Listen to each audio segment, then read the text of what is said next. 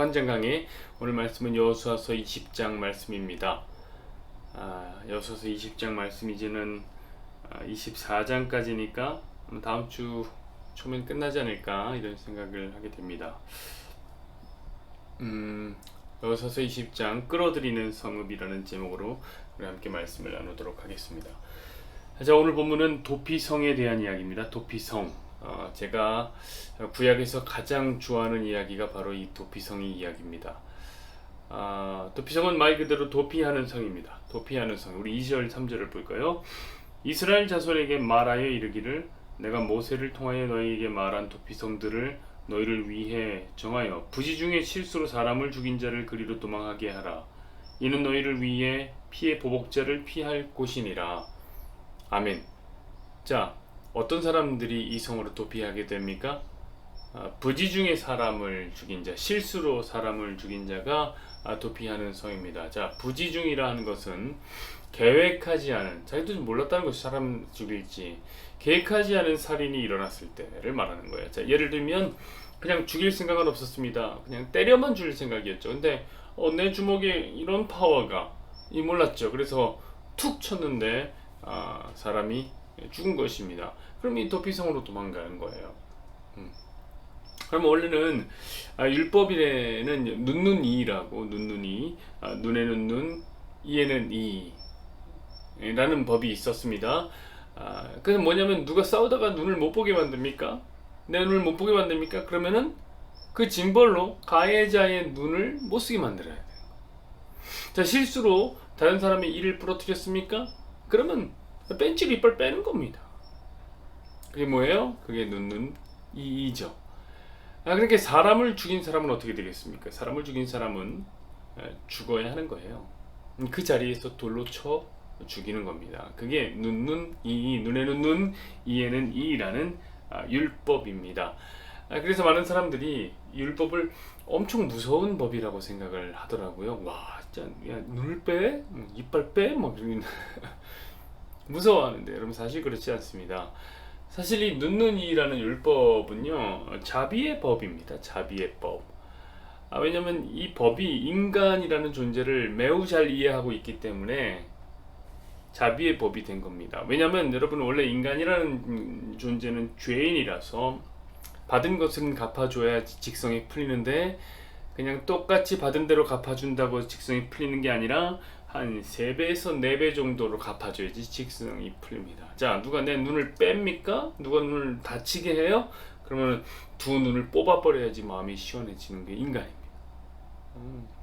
누가 내 이빨을 뽑습니까? 그러면 그 사람 더 이상 고기 못 씹게 만들어줘야지 직성이 풀리는 게 이제 죄인의 속성입니다. 그러니까 율법은 말하고 있는 거예요. 뭐라고 말하죠? 야, 네가 당한 만큼만 갚아줘라. 더 갚지는 마라. 그래도 충분하다. 그러니까 이 눈눈이는 자비의 법인 것입니다. 사실 이 눈눈이라는 것은 어디서 시작되냐면 함무라비 법전에서 시작되죠. 그러니까 법이라는 것이요 처음에 시작될 때는 인간적 자비에서 출발한 것입니다. 우리는 이제 법이라는 것이 늘 악용되는 사례를 봤기 때문에 신뢰가 별로 없어요. 그래서 법은 늘 멀게만 느껴지고 법보다 주먹이 가깝고 두렵게 느껴지기 마련입니다. 그러나 여러분 원래 법이라는 것은 인간의 죄성을 고려한 그래서 과중한 복수를 방지하기 위해서 만들어진 것입니다. 우리는 그런 것을 뭐라고 부르냐면 자비라고 부릅니다. 그러나 여러분 자비라는 것이요 자, 아무리 생각해봐도 자격이 있는 사람이 받아야 자비입니다. 아무나 자비를 받을 수는 없습니다. 자, 인간에겐 특히 자비가 무용지물인 것이 이 눈에는 눈이라는 이 자비는 가능성이 없어요. 왜냐하면 인간은 죄를 포기할 수 없기 때문에 그렇습니다. 죄를 포기할 수가 없어요. 그 법이 기준이 너무 높은 게 아니라 법은 그냥 눈에는 눈 그냥 가져가면 되는 거예요. 법은 쉽지만 우리에게 가능성이 없어요. 죄가 너무 많기 때문에. 자, 어떤 선교사님의 표현대로 인간은 죄 공장이라 죄만 쏟아 놓습니다. 여기에는 특별한 이유가 더해지는데 어떤 이유가 더해지냐면 우리 하나님의 법이라는 것이 이 세상의 법과는 그 질적으로 완전히 다른 법이기 때문에 그렇습니다. 자, 일반적인 법, 이 세상의 법은요 언제나 시행된 행동에 대해서 처벌합니다. 자, 범죄를 계획했다고 처벌하진 않아요. 계획된 범죄가 처벌당하지 시행된 범죄가 처벌당하는 겁니다. 그럼 하나님 법은 달라요. 완전히 달라요.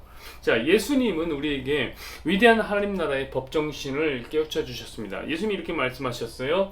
너희의 마음에 미움을 품었냐? 그럼 너 살인하는 거다. 너희가 여자를 보고 음욕을 품었냐? 그럼 간음한 거다.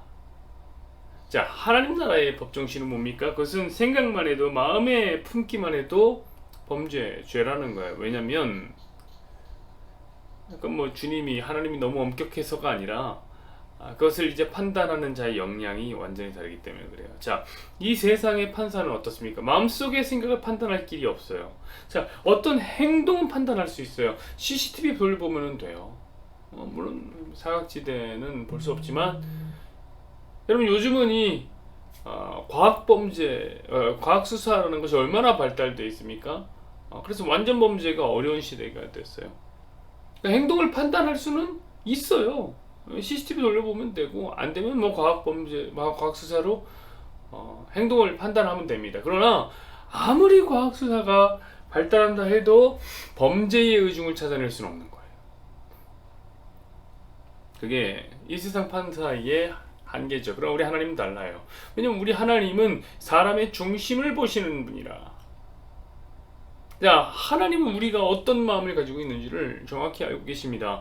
그러므로 하나님은 우리 생각을 처벌할 수 있는 분이에요. 그래서 그 하나님 앞에서 죄 없다고 말할 수 있는 사람은 없는 것입니다. 우리의 마음에는 언제나 미움과 욕망 그리고 탐심이 들어있거든요. 그러므로 우리는 살인한 자요, 간음한 자요, 언제나 하나님 앞에서 도둑질하는 사람이 된 것입니다. 자, 그런 우리에게 자비의 법이 무슨 유익이 있어요? 그쵸? 아무리 자비로 우리에게 적용한다 하더라도 우리는 이빨도 다 털리고 재산도 다 빼앗기고 결국 죽어야 할 존재. 그게 하나님의 법, 하나님의 율법의 정신 앞에 인간의 실존인 거예요. 결국 끝장난 인생이란 말이에요. 자비의 법 앞에서도. 그래서 죄인에게 필요한 것은 뭐냐? 바로 도피성입니다. 자, 살인을 저질러도, 살인을 저지르면 죽어야 하는데 그것에 피하기만 하면 산다. 여러분, 이것이 도피성의 존재 이유예요. 저는 그것을 은혜라고 부릅니다. 은혜. 값없이 주어진 생명인 것입니다. 그냥 들어가기만 하면 사는 것입니다. 그래서 여러분, 답부터 말씀드리자면 이 도피성은 예수님을 상징하는 제도인 겁니다. 그런 노래 아세요? 주님의 이름은 강한 성루, 그곳에 달려간 자 안전하리. 아멘. 주님이 도피하는 성이 되셔서 그곳에 들어간 자 모두 안전하게 되는 겁니다. 자, 저는 이 도피성이 예수님을 상징하는 이유를 여러분에게 하나하나 조목조목 설명해 드리려고 합니다. 은혜가 있기를 소망합니다. 자, 첫 번째로 이 도피성이 예수님인 이유, 이 도피성이 이스라엘 전 지역이 6개가 있다는 것 때문입니다. 자, 이스라엘 전 지역에 도피성 6개가 있습니다. 이것은 어디에서든지 잘못을 실수로 사람을 죽이면 하루길 안에 도망갈 수 있도록 만들어 놓은 거예요. 그래서 소외된 지역이 없도록 그렇게 한 것이죠. 자, 그러면 한번 생각해 보세요. 이왕에 준비를 할 거 7개 맞추면 안 됩니까? 성경은 늘 7이라는 수를 강조하고 7이라는 수를 딱 맞추려고 합니다. 이스라엘 사람들은 그래요. 3개, 7개 꼭 맞추려고 합니다. 12개 꼭 맞추려고 그래요. 자, 보기 좋은 떡이 먹기도 좋은 거 아니에요? 근데 하필 6개입니다. 그러니까 하필 6개는 또 숫자도 안 좋잖아요. 666 별로 좋지도 않잖아요. 근데 왜 6개여야만 합니까? 6개여야만 해요. 왜냐면 이 도피성이라는 개념을 완성시킬 분이 따로 계시기 때문에 그래요. 자, 그분이 바로 누구냐? 7번째 도피성인 예수님입니다. 이것이 성경의 비유 방식이에요. 설명 방식이에요. 여러분, 이런 설명 방식을 우리는 어디서도 봤냐면 우리 요한복음 강의할 때도 봤습니다. 자, 가나의 혼인잔치 기억하십니까? 여러분, 가나의 혼인잔치에 담겨있는 그 복음의 진의가 무엇이었습니까? 그것은 예수님이 포도주를 사랑하시는 양반이기 때문에 포도주를 많이 준다 이런 겁니까? 그런 거 아니었잖아요. 그렇죠? 그 안에 담겨있는 복음의 의미는 주님의 피를 상징하는 그 포도주가 혼인잔치를 완성시킨다, 이걸 보여주는 거였어요. 물론 여기서 혼인잔치는 우리 뭐 남자 여자 결혼하고 그러는 것을 넘어서서 천국을 상징하는, 어린 양과 그의 백성들이 함께 혼인잔치하는 것을 상징하는, 천국을 상징하는 거예요. 그러니까 예수님 보혈로 우린 천국 들어간다, 요거 얘기하는 것이죠. 이때 그 가나의 혼인잔치 집에 빈 항아리가 있었는데 그 항아리를 모두 물로 바꾸어서 자꾸 예수님이 피로 바꿔준, 포도주로 바꿔준 장면이 나죠. 그때 그 빈 항아리가 몇 개 있었냔 말이에요. 6개 있었다면 6개. 그럼 나머지 하나는 어디에 있었다고 합니까? 기억하세요? 십자가에서 물과 피를 흘리신 주님의 몸, 그게 47번째 항아리라고 그랬습니다. 그것이 혼인잔치를 완성시키는 항아리죠. 여러분, 이것이 바로 성경이 가진 문학적 아름다움입니다. 성경은 비유와 상징의 꽃을 피우고 있단 말입니다. 자, 두 번째 이유가 있죠. 두 번째는 이 도피성이 예수님을 상징하는 이유. 두 번째는 이 도피성에서 죄를 사함받고 나오게 되는 경위 때문입니다. 자, 6절을 보시죠.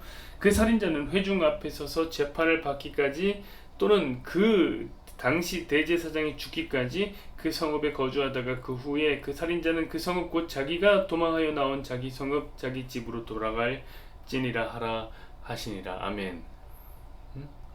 자, 일단 이 도피성에 들어가게 되면 두 가지 가능성이 준비되어 있습니다. 첫 번째는 뭐냐면 재판을 다시 받을 기회를 얻는 것입니다. 여러분, 이것은 살인 누명을 썼을 때 사용되는 방법이겠죠. 혹시나 자기가 이제 살인을 하진 않았어요. 살인을 하지 않았는데 살인 누명을 썼다고 생각해 보십시오. 누구나 그럴 수 있습니다. 그러면 이 방법밖에 없어요. 그렇죠. 왜냐하면 이 눈이라는 것은 살인 누명을 써도 그 자리에서 죽이는 거예요. 죽게 됩니다. 왜냐하면 누명을 쓴 순간 사람들이 생각에 저 사람은 살인자다 라고 생각한 순간 살인자로 간주되기 때문에 그 자리에서 죽어야 됩니다. 그러니까 거기서 가만히 있으면 죽어요. 누명 쓰고 일단 도망가는 거죠. 어디로? 도피성으로 도망가는 겁니다. 그리고 이제 다시 그 누명을 벗은 다음에 재판을 받게 되는 겁니다. 자, 그리고 또 하나 이어지는 것은 뭡니까? 그건 진짜 살인을 저질렀을 때의 이야기예요. 그럼 어떻게 해야 되느냐? 대제사장이 죽을 때까지 거기 사는 거예요. 여러분, 대제사장이 죽으면 어떻게 된다고 합니까? 모든 죄가 사해지고 그가 살인한 범죄자라 하더라도 다시 집으로 돌아가라 해주는 겁니다. 여러분, 이거 좀 이상하지 않나요? 저는 처음에 봤을 때 이거 이상했어요. 아니, 대제사장이 뭐길래, 대제사장이 죽는 것이 살인자의 죄사함과 도대체 어떤 관계가 있길래, 여러분 생각해, 때만 잘 맞추면, 그쵸? 들어가서 때만 잘 맞추면, 마침 대사장이 노쇠하거나 질병 같은 게 걸렸어요. 그럼 바로 1년 만에 죽으면 살인을 저질러도 죄를 사면당하고 나올 수 있는 겁니다. 너무 불공평하지 않아요, 이거? 죽은 사람은 어떻게 되는 거예요? 여러분, 그런 얘기를 하는 거 아니에요. 지금 이 법은 공평한 법 정신을 보여주기 위해서 이게 하는 게 아니에요. 그럼 이 제도는 예수님을 보여주기 위해서 필요한 제도라고요. 존재하는 거예요. 여러분, 성경이 다 그렇다고 했습니다. 우리가 이번 주에도 이야기하지 않았습니까? 성경은 모두 예수님이 이야기해요. 모두. 대제사장과. 야, 이게 진짜 하필. 여러분, 오늘 너무 완벽하지 않나요? 지난 주일에 주일 설교와 딱 맞아 떨어지는. 주님, 이거 어떻게 이렇게 하실까? 자, 우리 주일에 무슨 이야기를 했습니까? 멜기세덱이 예수님이라는 걸 얘기했고, 예수님이 그 멜기세덱의 반차를 따른 대제사장이라고 그랬죠? 맞습니다. 바로 이거예요. 바로 그거. 대제사장이 죽어야 죄 용서를 받는 그림은 그리스도의 속죄 사역을 보여주기 위한 거예요. 정확히 우리도 적용되죠? 그렇죠? 저와 여러분이 죄인인데 어떻게 구원을 받았습니까? 우리가 살인자라니까요? 우리 마음속에 미움 가득하다니까요? 그러나 죄 용서만 받았습니다. 왜냐? 우리가 무엇은 죄 용서함을 받을 값을 치렀기 때문이 아니죠. 대제사장이 되신 예수님이 우리 대신 죽으셨기 때문입니다. 그게 예수님의 도피성인 두 번째입니다. 자, 세 번째로 이 도피성이 예수님을 상징하는 이유가 뭡니까? 그것은 이 성이 레위인의 성이기 때문에 그렇습니다. 자, 오늘 여호수아 20장에는 꽤 안 나옵니다. 그러나 이 성은 레위인들이 모여서 사는 성이 됐습니다. 레위인들의 성이 되어 이곳에서 레위인들이 제사를 드려주고 그랬죠. 자, 여러분 생각해 보세요. 레위는 무엇을 가리킨다고 그랬습니까? 레위 역시 예수님이 상징하는 지파죠. 구별되어서 제사를 드려주는 사람이에요. 자, 이들이 제사 사역을 한다는 것, 속죄 사역을 한다는 점에서 예수님의 진정한 제사 사역, 속죄 사역인 십자가와 연결이 딱 되는 겁니다. 자, 어떤 살인자가 부지 중에 누군가를 죽입니다. 아니, 사실 부지 중이 아니라고 해도 상관없어요. 왜냐하면 여러분 생각해보세요. 인간에게는 그것이 부지 중인지 고의적인지 이걸 가릴 만한 능력이 없습니다. 그러니까 어쨌든 살인을 합니다. 그러고 난 다음에 이 레위인의 성에 도피성으로 피하기만 하면 됩니다. 자, 그럼 이제 뭐 하는 거예요? 거기서 레위인의 성에서 대제사장이 죽을 때까지 그 레위 지파의 일을 도우면서 사는 거예요. 그냥 거기서 사는 거예요. 맞습니다. 바로 성도가 그렇죠. 자, 우리가 죄를 짓습니다. 그래서 예수님의 은혜로 말미암아 죄 사함을 얻습니다. 그리고 우리 뭐 합니까? 예수님과 함께 예수님을 닮아가는 삶을 사는 거예요. 예수님의 정신을 배우고 예수님의 삶을 배우고, 비록 그분의 삶을 다 닮아갈 수는 없어도 삶의 한 절이라도 배우면서 가는 거죠. 그게 도피성에 담겨있는 예수 복음입니다. 자, 그리고 마지막 대망의 네 번째입니다. 여러분, 이 도피성이 예수님을 상징하는 이유가 뭘까요? 그것은 도피성이 가지고 있는 이름의 뜻 때문입니다. 자, 여러분, 이 도피성의 원어는 뭐냐면 아리미클라트입니다. 아리미클라트. 이 뜻이 굉장히 특별한데 그 뜻이 뭐냐면 끌어들이는 성읍이라는 거예요. 끌어들이는 성읍. 자, 여러분, 이 도피한다고 하면 생각해보세요. 우리가 그러니까 도망하는 자가 그곳을 선택하는 것 같단 말이에요. 그렇죠? 내가 그곳을 가야지 하고 가해자가 선택의 주체가 되는 것 같아요. 그러나 여러분, 이 도피성은 예수님을 상징하기 때문에 그 이름부터가 다른 거예요. 자, 여러분 한번 물어보죠. 여러분은 죄 사함을 받기 위해서 어떻게 하셨습니까? 여러분 예수님을 찾아가셨습니까? 여러분이 예수님에게 달려갔습니까? 아니란 말이에요. 여러분, 우리 중에 누구도 예수님을 스스로 선택해서 찾아간 이가 없습니다. 저도 그렇고 여러분도 그렇고 예수님이 우리에게 찾아오셨습니다. 자, 예수님의 그 풍성함이 우리를 불러들였습니다. 마치 아버지의 풍성함이 집을 나간 탕자를 불러온 것처럼, 끌어들인 것처럼, 자, 도피성이 되신 예수님이 우리를 끌어들인 것입니다. 자, 그러면 우리가 믿었다고는 하나 그 믿음의 주체가 우리가 아니에요. 예수님이었던 겁니다. 자, 예수님이 그렇게 처음부터 끝까지 다 하시는 것이 구원입니다. 구원. 우리는 그것을 은혜라고 부릅니다. 사랑하는 여러분, 그래서 죄인에게 필요한 건 자비의 법이 아니에요. 자비의 법이 필요한 게 아닙니다. 은혜의 법이 필요한 겁니다. 다른 말로 죄인에게는 율법이 필요한 것이 아닙니다. 죄인에겐 예수님이 필요합니다. 저와 여러분이 오늘 이 아침에 그 예수님의 매력에 의해서 끌려가시는 저와 여러분이 되기를 간절히 한번 소망해 보겠습니다. 여호와는 내게 복을 주시고 너를 지키시기를 원하며 여호와는 그의 얼굴을 내게 비추사 은혜 베푸시기를 원하며 여호와는 그 얼굴을 내게로 향하여 두사 평강 주시기를 원하노라. 아멘.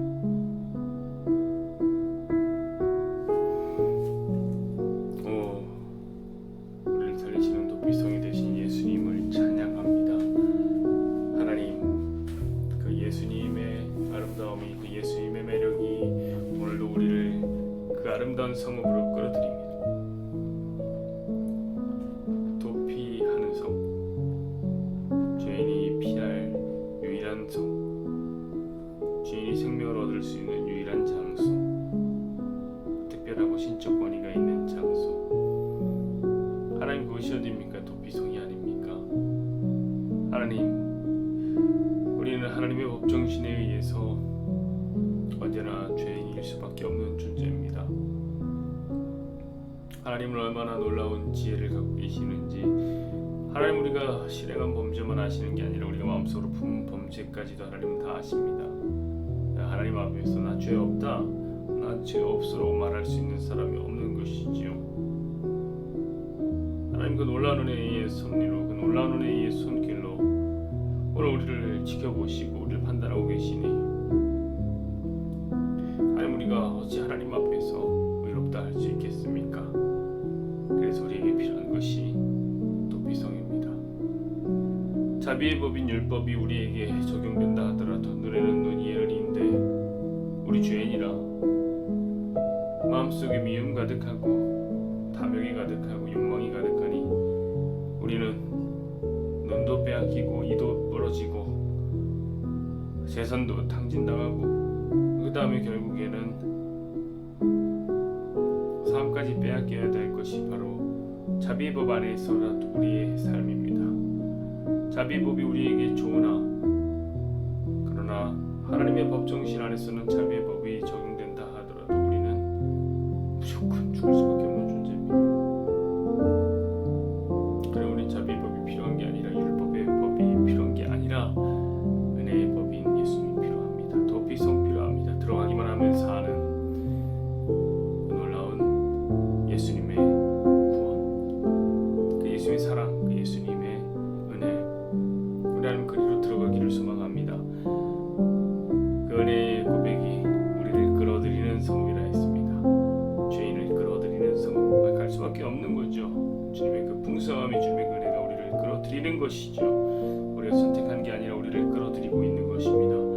계속해서 천국이 우리를 침노하여 우리의 것을 다 흡수하여 가고 있습니다. 탕자가 언제나 죄를 향한 열정과 죄를 향한 마음이 있었으나 그 죄로 인하여서 고통당하고 있을 때에 아버지의 풍성함이 그 탕자로 하여금 아버지의 집으로 그를 끌어당겼던 것처럼 오늘도 예수님의 그 매력, 예수님의 풍성함이 우리를 끌어당겨 주님께 갈 수 있는 은혜가 있게 하여 주옵소서. 우리는 우리가 갔다라고 말하지만 주님은 내가 너를 끌어당긴 것이다 라고 말씀하는 그곳, 영원한 생명이 있는 그곳 도피성으로 가게 하여 주옵소서. 주님 은혜를 베풀어 주옵소서. 주님 역사하여 주옵소서.